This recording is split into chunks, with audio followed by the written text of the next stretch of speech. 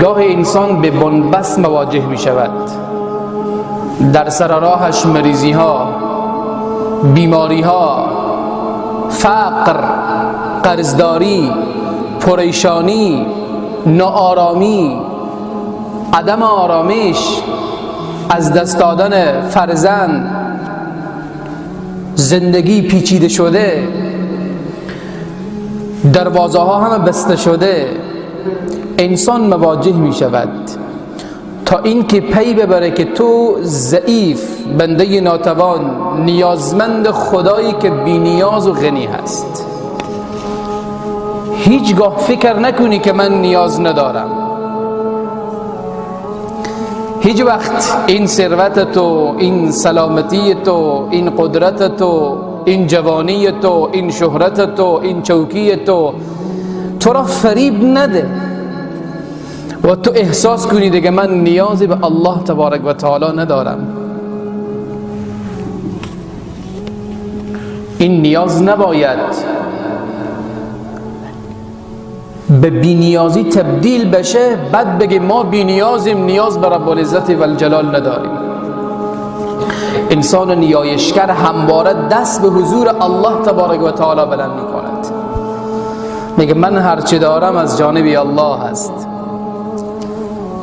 ما بكم من نعمت فمن الله، هر نعمتی که دارید از جانب الله تبارک و تعالی هست. و میداند که ولله المشرق والمغرب فاینما تولوا فثم وجه الله. مشرق و مغرب از آن پروردگاره، به هر طرف که رو بیارم خدا آنجاست. در دل شب، در خلوت و تنهایی، در جایی که هیچ کسی نیست، در جایی که همه درها را بسته دیدی، در جایی که حس کردی یک دروازم حتی باز نیست، در جایی که زندگی تو به بنبست مواجه شد، در جایی که در بستر بیماری افتادی و هیچ طبیبی نمیتواند تو را معالجه بکند، آنجا الله رب العزت و الجلال هست، آنجا پروردگار هست. فثم وجه الله، الله تبارک و تعالی به هر جا هست. انسان نیایشگر حس میکنه که من نیازمند در رب العزت و الجلالم، خیلی نیاز دارم به پروردگار و دعا میکند. هر لحظه دست به دعاست، دست به نیایشه و درد دل خود به رب العزت و الجلال بازگو میکند. دلا بسوز که سوز تو کاری بکند، دعای نیمه شبی دفع 100 بلا بکند. در دل تاریکی شب انسان نیازمند، انسان فقیر، انسان محتاج رو میاره به طرف الله تبارک و تعالی و از اون تاریکی که هیچ کس صدای انسان و ناله انسان را نمیشنود به غیر از الله تبارک و تعالی، درد دل میکنه به پروردگارش.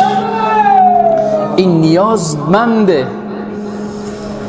انسان باید حس کنه که من نیازمندم، حس کنه که اگر نگاهی پر از لطف و پر از محبت الله تبارک و تعالی نباشد من بیچاره میشم. بنده حس کنه که من یک لحظه هم بدون رحمت پروردگار عالم نمیتوانم زندگی بکنم. با تمام ثروت، اقتصاد، سلامتی، یک لحظه اگر خدا نظرش رو از من برگشتان من بیچاره میشم. باید حس بکنیم که خدایا نیازمند تو هستیم. الله رب العزت و الجلال در آیه قرآن میفرماید یا ایها الناس، ای انسان ها، انتم الفقراء الی الله، شما فقیرید به سوی رب العزت و الجلال، بیچاره، درمانده، فقیر. شما بی کسی، یک کس دارید، الله، ذاتی که بی نیاز. والله هو الغنی الحمید، الله تبارک و تعالی بی نیازه. غیر از الله کسی بی نیاز نیست. حتی انبیا هم محتاج پروردگار بودن، دست به دعا بودن. حتی پیامبر صلی الله علیه و سلم با تمام جایگاه دست بالا می کردن، خدایا انا عبدک،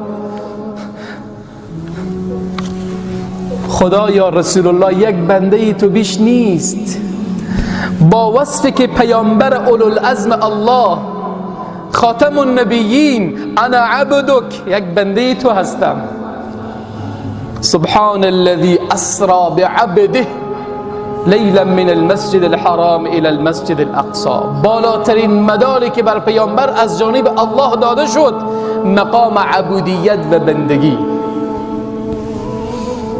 پیامبر خیلی خوششان می آمد که خود را با کلمه عبد مخاطب قرار بدن. من بنده خدایم، من صاحبی دارم.